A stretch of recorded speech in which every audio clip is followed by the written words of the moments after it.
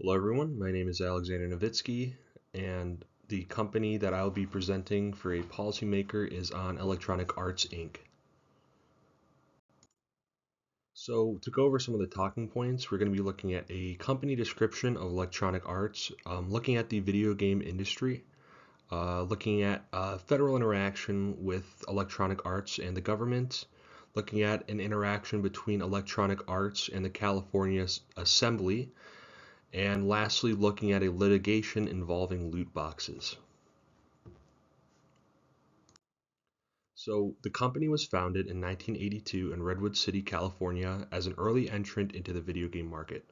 Their mission is to develop and deliver games, content, and online services for internet connected consoles, mobile devices, and personal computers. EA owns and publishes on behalf of smaller studios. Some of their popular products include the Madden series, the FIFA series, all of the Sims games, Battlefield, and Battlefront. And EA currently has a global consumer base of over 600 million individuals. Looking at the video game industry, it is a fast growing industry. Now, Electronic Arts is an industry leading giant in an industry that is estimated to be worth $321 billion by 2026.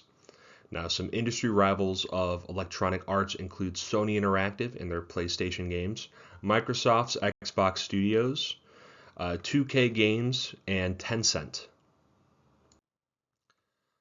A federal interaction with Electronic Arts is that EA serves as a face of the industry. In 2022, 7 Democratic congressional members asked Electronic Arts to explain how they're preventing online harassment and extremism within their games.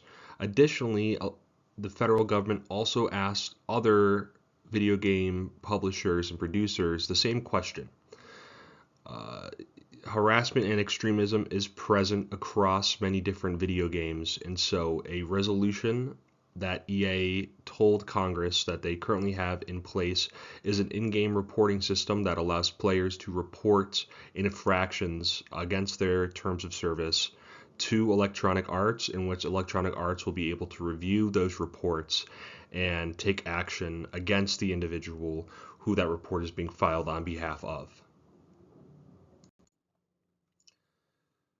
An interesting interaction between Electronic Arts and the state of California involves California Assembly Bill number 1179. So the bill was introduced to prevent the sale of violent video games to minors without parental consent. Now, this was passed in 2005 and defines violent video games, that definition being any game in which a player has the option of killing, maiming, dismembering, or sexually assaulting an image of a human being.